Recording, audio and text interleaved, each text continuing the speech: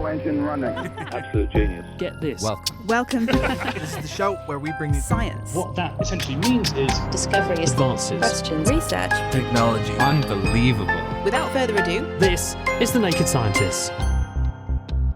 Hello, welcome to The Naked Scientists podcast, the programme that brings you the biggest breakthroughs and also talks to the major movers and shakers in the worlds of science, technology and medicine. I'm Chris Smith, and today we're shining the spotlight on the transformative technology that is AI, and finding out from AI pioneer and this week's Titan of Science, Mike Wooldridge, how it works, whether we can trust it, and what the future holds.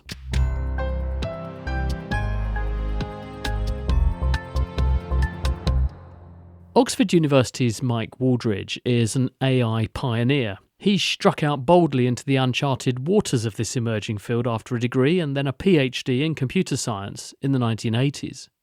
He was very much an early adopter and a visionary, ample qualifications to be our Titan of Science this week. And he's going to share his story and bring us up to speed on how this fast-paced field is evolving and where it's headed.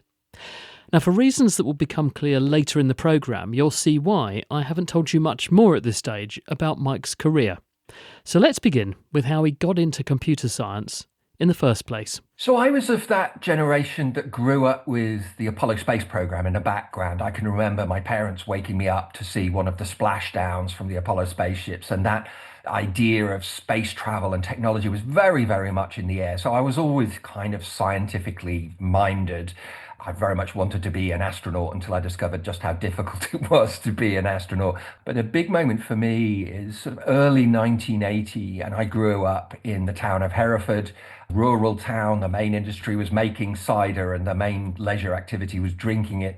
In this rural town, I met with some friends on a Saturday afternoon, and they said, there's a shop that sells computers down the road. And this seemed completely outlandish to me because in my head, computers were things that cost millions of pounds. The idea that you'd go into a shop in Hereford and buy one just seemed ridiculous. But we went down to this shop. It's called a Tandy store. And indeed, there in the window was a computer. And we went into the shop and we chatted to the guys behind the counter, and they literally said, play on it, go ahead. They gave us some programs to type in. We had no clue what we were doing at the time. And we typed them in. And then over the next couple of weeks and months, I went back to that shop really a lot. They must have regretted being so generous to me, I suspect. But I was sat in the window of that shop and I learned to program. And the computer we used, a TRS-80 Model 1, was very, very crude. But it was the first time that an ordinary family could afford a home computer. Did you buy one, though? Did their investment in you, letting you sit there in the shop window, did you buy one? I would have loved a TRS-80. We couldn't afford one. I mean, they were 400 odd pounds at the time. That was actually well out of my pocket money range. But my parents, for a birthday, bought me a Sinclair ZX80. We bought it secondhand and it was £70. And I remember being so excited when I got it home. And much of the following year or so was wasted with me learning how to program that and writing in computer games from magazines, typing them in and running them and debugging them and so on. I remember it being a very, very happy time that you could, in your head, think up a program and type it in and then get the machine to do something. You know, it would follow your instructions and you would create something. And that was really, really great fun. But that set me then on the path for computing. And I knew that that's what I wanted to do. Did you know that you could do computing at university, though? And did you know that that was the logical step? Nobody in my family had a degree and only had the dimmest understanding, honestly, of what they were. Both of my parents had left school, certainly by 16, but I think in my dad's case, he left at 14. I'm afraid, despite my passion for computing, I wasn't a very diligent student at school or sixth form, so I didn't work terribly hard. But I did get a place on a computing degree, and that just confirmed for me that computing was what I wanted to do. You know, this was then the mid-80s, and this is when IBM PCs became a thing, and all of a sudden, businesses, ordinary businesses, could start to think about having computers and how they might use them for word processing and spreadsheets. That was when all that stuff was invented. And so there was one of the big expansions in computing at the time. This is obviously in the pre-internet era. That was 10 years away from mainstream, wasn't it, at that time? But it still existed. There were still networks, because I remember my school at that time we used BBC microcomputers and we had Ethernet and all that kind of thing, but we still had dial-up modems, and we would dial in to this network and share academic data among schools and universities and things. And there was a little club where we would make pages that would go up, and that was really a prelude. It's what lit my fire. I mean, were you doing that kind of thing as well? Yeah, so what my story is that I did what we now call an internship, but used to be back in the day called an industrial placement, for a group called the Joint Network Team, JNT, who were based at Rutherford Appleton Laboratory. And they basically managed the UK branch of what became the internet. It wasn't called the internet really at that time. I think it was still called ARPANET. And the UK branch was called JANET, Joint Academic Network. And not every university, I think, at that point in the UK was even connected to it, but virtually nothing outside universities. A couple of government establishments and military establishments were connected. But the Joint Network Team were busy thinking about the future of computer networks. And after that period with them, I absolutely understood that the future of computing was going to be networked. And this was not a big thing at the time, but I really, really understood this is where it's going. I mean, I can remember getting my first electronic mail message and being so excited about getting an electronic mail message sometime in, would have been 87. But I say, the point is, at the end of that period, I really, really got it that the future of computing was going to be networked. It's a bit like Bill Gates coming back from that conference at Microsoft and saying, it's all about the internet now. It was a sort of epiphany for you, albeit earlier. But how does that become an interest in AI? In my final year, I got to specialize, and I absolutely wanted to specialize in networks, but I also found AI really, really interesting. And in my head, these two things came together.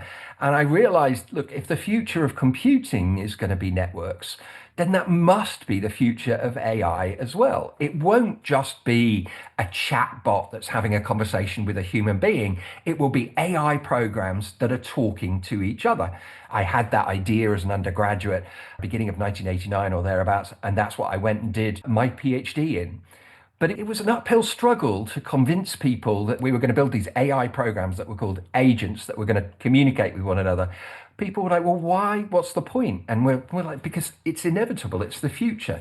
The idea that you would have these AI programs that operate on behalf of users. You would have your agent, Chris, and I would have my agent.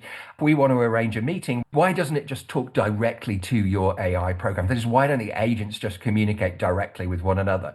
So we had this idea of AI programs operating on behalf of their users and interacting with each other. And that became this very substantial research field called multi-agent systems and what's now called agentic AI.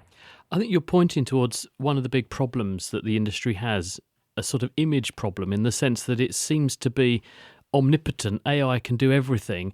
It's lots of different things, lots of different platforms, lots of different technologies. I'm going to ask you an almost impossible question, which is, can you try and break it down a bit for us so you can explain what these different elements of AI are and why they matter, each of them? Sure. When I was an undergraduate in the 80s, the big thing at the time was what's called symbolic AI. And the question is, suppose you want to build AI that could, I don't know, translate from French to English. How are you going to do that? Well, the big idea of symbolic AI is what you need to do is you need to model the cognitive processes that a human being doing that task would carry out. In other words, the mental conversation that they would have with themselves, you would explicitly model that. It was called symbolic AI because the things that you were working with were more or less like words in a language. They were symbols. And symbolic AI was good for some things, for mathematics, but it was hopeless at anything that requires perception, vision, or understanding a spoken word, driving a car, riding a bicycle, anything that involves understanding the world around you. It was just really, really hopeless at. And it kind of ground to a halt. And by the late 80s, it was very rapidly going out of fashion. There weren't, I have to say, big ideas that replaced it at the time, but lurking in the background was an idea that had been around since the 1940s called neural networks. So remember, in symbolic AI, what you're trying to do is model the mind. With neural networks, instead, what you're trying to do is kind of model the brain. We can look at a brain under a microscope and we can see what's going on there. And what we see is enormous numbers of nerve cells connected to one another in vast networks. And we know that all of human intelligence somehow reduces to the 90 odd billion neurons in a human brain, which are arranged in an enormous network. So the idea of neural networks is, can we do in software what those natural neural networks do in wetware, the stuff that's in our brains? Theoretically, the answer was known a long, long time ago. Yeah, in principle you can, but people just didn't know how to really build these things. And one of the really interesting things is all of the key scientific ideas underneath the current generation of AI, which is all based on neural networks, were invented as far back, in fact, as the 1980s. Many of your listeners, and I know you have, will have heard of Geoff Hinton, who's often described as the godfather of AI. Geoff and his students and his colleague, and there was a large number of people working in this space, they invented all of the key techniques to make neural networks work. What they didn't have were computers that were powerful enough, and you need training data in order to be able to build these things. So that was the bottleneck then. It was the computing grunt that we just didn't have. We had the aspiration, we had the insight, we didn't have the technology to power it. Yeah, and my honest belief is if Geoff and his colleagues had had the computer power that they now have available, which is, I mean, it's hard to contemplate just how much computer power is used to build AI programs at the moment, which are literally astronomical quantities of computer power. If Geoff and his colleagues had had that at their disposal in the 1980s, I really think the AI revolution that we've seen over the last 15 years or so would have happened then. But they didn't. And Geoff, I think he's pretty much on record as being still really quite bitter about this. Neural networks were unfashionable. And at the turn of this century, just 25 years ago, I had colleagues that were working in this space who would have their grant proposals rejected. And the reasons for rejection would people would say, this neural network stuff's not going anywhere. It's pseudoscience. It's not proper science. We're not going to fund this. And that's how unpopular neural networks were. It's really remarkable to think about it now. Well, what's also remarkable, though, don't you think, Mike, is that you're saying that we've got computers that have extraordinary power and a massive power consumption to run them. And they're mimicking what's running in your head and my head, which is using about 20 watts. 20 watts, and indeed. What that demonstrates to us is that current machine learning algorithms are far too power intensive and they require far, far too much training data. A human being learns to read with much less training data than an AI program requires. How many hours does a typical human driver spend on the road learning how to drive? 20 hours or something. Driverless car companies have spent thousands, almost certainly millions of hours on the road, and we don't have perfect driverless cars yet. So what's wrong? Yeah. Is that our model is wrong? Is it that the computers are just not powerful enough yet? Where do you think the problem is? No, I think it's fundamentally that the basic way that we train neural networks at the moment, which is a technique that Geoff pioneered in this space called backpropagation, is just not a very efficient algorithm. If somebody could invent an algorithm to training artificial neural networks, which required literally as little electrical energy as the energy that a human brain requires, that would be a completely transformational moment. But I don't believe anybody's seen anything yet that will do that. So that's how the space got transformed. I mean, and it started to happen around about 2005, and then it became supercharged in 2012 because people realized that if you could use GPUs, graphics processing units, for building neural networks, you got 10 times as much bang for your buck. That is, you could build neural networks that were 10 times bigger, or you could train them 10 times faster, but you got 10 times more neural network for your money, and that then supercharged the whole space. Can you explain for us, when you say that Geoff Hinton's big insight was this back propagation approach, how does it actually work? How do these networks work, albeit in a slightly inefficient way at the moment, but what's the basic premise of their function? So the key point in a neural network is that you want to automatically configure the neural network so that when you present it with an input, and the input maybe is a picture of Chris Smith, and the desired output, the name Chris Smith, you want to automatically adjust the network so it's getting closer to the right output for the given input. Jeff and his colleagues came up with the backpropagation technique, which is basically based on calculus. It's not very advanced calculus. Leibniz would have understood the calculus that's required for backpropagation. It's called the chain rule for those that know about calculus. But basically, it involves working backwards from the output of the network and trying to automatically adjust the network going back to the inputs. Now, the mathematics is not very sophisticated, but there's a heck of a lot of it that you have to do. That was the challenge. It's just that, the amount of computing that you have to do to be able to reconfigure a neural network using that backpropagation process. And you have to do this training process repeatedly. You can't just show a neural network one picture of Chris Smith labeled with the name, right? So you've got an input, a picture of Chris, you've got the output, the name of the person that appears there. You have to train the neural network repeatedly with many pictures of you with the same name over again. And actually you have to show it the same picture over and over again. But what you're doing throughout that process is every time you show it the input and the output, you're adjusting the network using backpropagation. So it's getting closer to the desired output for the given input. And that process repeats until what's called the loss. That is, it's the errors that it's making are getting sufficiently small that you're sufficiently happy with its capabilities. You're listening to the Naked Scientist podcast with me, Chris Smith, and I'm in conversation with our titan of science this week, the Oxford AI pioneer, Mike Wooldridge. If we apply that to what we call large language models that work a bit like predictive text, so I can go onto ChatGPT and I can say, summarise this and get a summary of a piece of work or something. What it does do from time to time is make stuff up. I mean, I've seen it for myself. We've put it to the test. We've asked it about various medical things to see what the rate of so-called confabulation is. Why does that happen? Why does it generate stuff that just doesn't exist? And what's the mechanism of that? And can we cure it?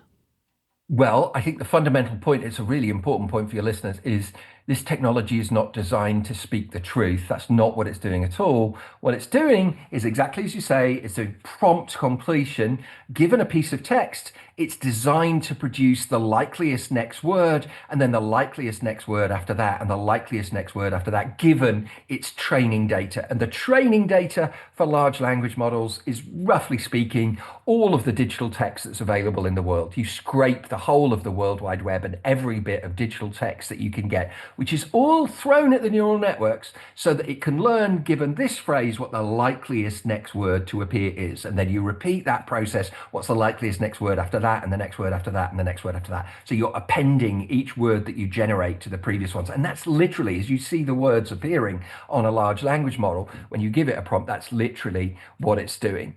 So why does it make mistakes? It's not looking things up in a database of the truth and producing the output. It's not computing the right answer for you. That's not what it's doing either. What it's doing is just, based on the training data and the prompt that you give, what's the most plausible next word to appear. So there's no reason that it should actually be speaking the truth. In the absence of having seen anything in the training data, intuitively it will make its best guess about what should go there. So there's an example that you will relate to, I think, very much from my life when I was playing with GPT-3, which was really one of the breakthrough systems. It was the predecessor to ChatGPT. And I asked it about me, and it did a pretty good job of a few sentences coming up with known for AI and multi-agent systems. Great, it's what I made my career. And then it said studied undergraduate degree at Cambridge, a marvelous institution, which I never went anywhere near. I never studied there, never had a job there, was never a student there, never a postdoc or anything. Why is it doing that? Well, intuitively, my guess is, for an Oxford professor, studying at Oxford or Cambridge is very, very common. There will have been lots of biographies in the training data where it will have seen that. And so in the absence of any more detailed information, it just fills in the gap in a plausible way.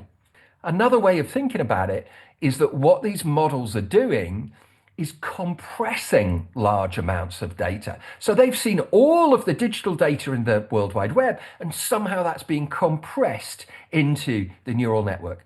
But that compression process can't be perfect because you can't store all of the digital data in the world in a neural network with a couple of billion parameters. So it's lossy.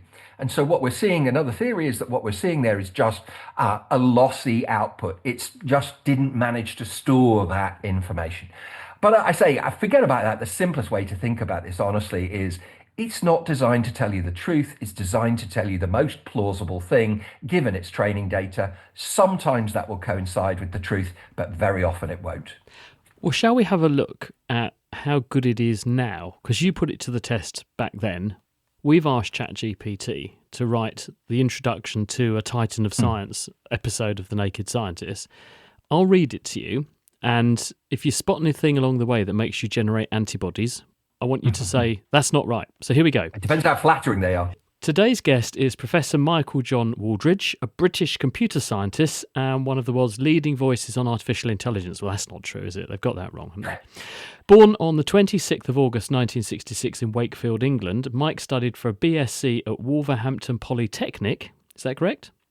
Yeah. So no longer Cambridge, you didn't go there anymore, before earning his PhD in computer science from the University of Manchester Institute of Science and Technology in 1991.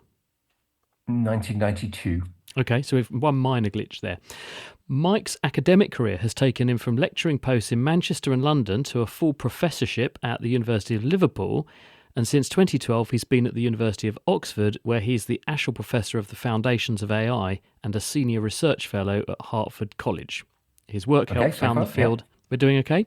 His work helped to found the field of multi-agent systems, well, you told us that, AI systems composed of interacting autonomous agents, and he's published hundreds of research articles and several influential books on AI. Doesn't mention you gave the Christmas lectures there, but is that right other than that? Yeah, that's okay. pretty It good. goes on to say, Mike's contributions have been recognised with many honours, including election as a Fellow of the Association for Computing Machinery, ACM, the Association for the Advancement of AI, that's AAAI, the British Computer Society's Lovelace Medal, the Royal Institution, it does mention here, the Royal Institution Christmas Lectures, and the Royal Society's Michael Faraday Prize in 2025, among others. Off the academic track, you're passionate about communicating science to the public, well, you're here, so you must be doing that, from writing accessible books on AI to giving public lectures and media interviews, and he balances his professional life with family time with his spouse and children. So that's an improvement by the look of it. You've nodded along to most of that. Yeah, it's interesting. I think it very much depends. I mean, one other thing about these models is they use randomness when they generate their answers. So the fact that you get an answer like that today doesn't necessarily mean that even with the same model that you would necessarily get the same answer. I mean, going back to the Cambridge example, which is completely true, and I was giving a lecture on this a couple of weeks ago and mentioned this, and somebody opened up ChatGPT and said, it still claims that you went to Cambridge and now it's got anecdotes about you. And we went and had a look. And if I hadn't been a lazy teenager, if I'd studied a bit more and had gone to Cambridge, then the dates that it had would have been exactly the right dates. That was a very strange thing. But, you know, it was like he rode for this college or whatever. It's all complete nonsense, but very, very plausible nonsense. And that is definitely something I think that the listeners need to be aware of. Not only does it get things wrong, it gets things wrong in very plausible ways. But honestly, Chris, if I studied at Cambridge, I deserve a pay rise. Honestly, I'm much better qualified. It occurred to me that perhaps because your profile's gone up, because of the amount of exposure you and your work have had, because of AI and the burgeoning interest in the field, perhaps there are now more templates, there's more training data on the internet for it to ingest, and so that has become a more plausible description of you. I say that because I was just reading a newsletter from a tech journalist in America, and he opens by saying Stanford and Yale researchers extracted 95.8% of a copyrighted novel word for word from Claude 3.7 Sonnet, and Gemini Pro 2.5 Pro gave up 76.8% of Harry Potter. So basically they're saying that in some cases that it's just memory retrieval. So do you think now that the reason we're getting so much accuracy is because it's got a lot to go on you? If we asked it about me, it might still say that Patrick Moore started The Naked Scientist and trained me, which is what it used to say. Yeah, that's a good point. I think the technology is getting better and it's got markedly better just in the few years, although far, far, far from perfect. About me, that could well be the case. I don't know if that's true, but yeah, doing the Christmas lectures, I guess they've probably boosted the amount of data that was online available about me. And is it just regurgitating? That's really good point. The point about, for example, the Harry Potter novels, I mean, the issue there is that clearly copyrighted data has been used to train these models. And I had a couple of letters from lawyers in the US recently about a class action lawsuit where it was found that my book was used to train AI models from a very large AI provider. And I have the opportunity now to enter a claim. And clearly, I say, if you can reproduce 70% or whatever it was of the Harry Potter novels, Well, pretty obviously the novels. 95.8% in one case. And Wow. it's interesting because he goes on to say Google told the US Copyright Office in 2023 there is no copy of the training data, whether text, images, or other formats present in the model itself. So it's kind of hard to reconcile that argument with the fact that you can, with the right prompts, get back three-quarters of Harry Potter word for word and 95.8% of another novel. There must be, in these models, there must be a nearly word-perfect impression to get that to work. Yeah, but the point is you can't point anywhere in the neural networks and say where it is. You could say, look, here's my neural network. It's just a list of numbers. It's not like it's in a database. If it's in a database or it's on a web page, you can point at it and say, look, there it is. But with a neural network, you absolutely can't. And what this points up is that copyright law was not invented with large language models in mind. And in particular, they are not storing the text that they've been trained on in any conventional way that we can understand, and they are not derivative works in any conventional way. And one of the arguments that was made in these lawsuits was that actually all the AI is doing is reading the book in the same way that you or I would read a book and then takes inspiration from it. So copyright law needs to be fairly nimble to try to catch up with what's going on here. When we hear that the operators of these networks put in what they call guardrails so that people can't use them for nefarious purposes, how does that actually work? Because if you've got this layer of neural connections effectively storing information and you have an input and it generates an output, how do you make it so that you actually constrain that? Does that have to be a physical thing that there's something between the output and the human being and it just interrupts stuff and says, no, you're not having that? What's going on now is behind closed doors, so we don't have detailed access to how this works, but it looks like there's a range of different mechanisms. One thing people are very much trying to do is once they have their model, they try to basically train it good manners. They do this by what's called reinforcement learning with human feedback, where basically humans give feedback on the answers that we're given, and the model is adjusted to reflect those answers. So if a model comes back with an inappropriate answer, like a recipe for building an improvised explosive device or planning a terrorist attack, a human judges that that's a bad answer, and that feedback is given to the machine. So that's one big thing to try to, big way of trying to improve the models, just so that they're better at not producing inappropriate content. But ordinarily, I suspect what's happening is when you give a prompt to a machine, there will be some examination of that prompt before it goes off. And partly that's likely to involve keywords like explosive or murder or something like that, which will trigger a kind of a guardrail response. I'm sorry, I can't answer that question.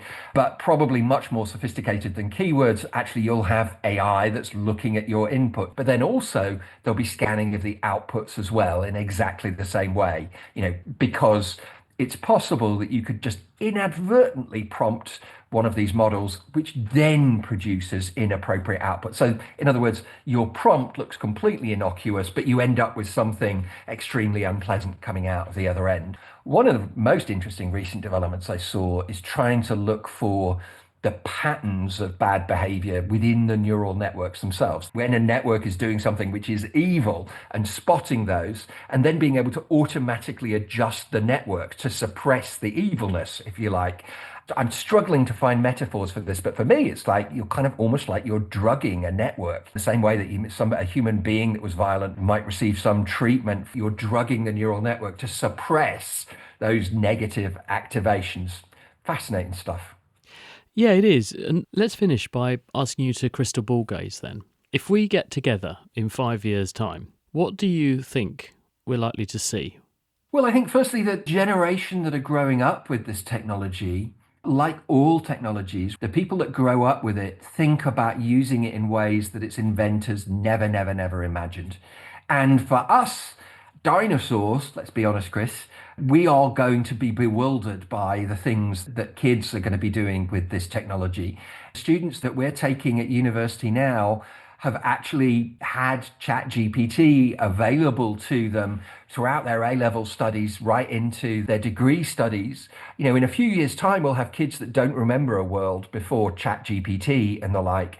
And the way that they're going to think about it is just going to be transformative, because this always happens with technology. So that's the first thing. We are going to see the world that we're heading into very, very quickly, for better or worse, a world where TikTok length videos can be generated to order. You just think of what you want the video about and you'll get a TikTok length video about it. TikTok, one of the most popular social media platforms in the world, and that's just going to be the beginning. We're heading to that world very, very quickly.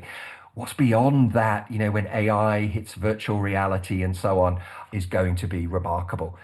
But will it fundamentally change humanity? Look, I live in a Victorian terraced house built in the late Victorian era, and it's drafty and it's cold, and I go home to cook a dinner and light a fire in ways that, 100 years ago, 125 years ago, people would absolutely have recognized. Walk into a classroom today and you'll have a teacher at the front of the classroom, and the kids might be a bit scruffier, but a Victorian teacher would have recognized that.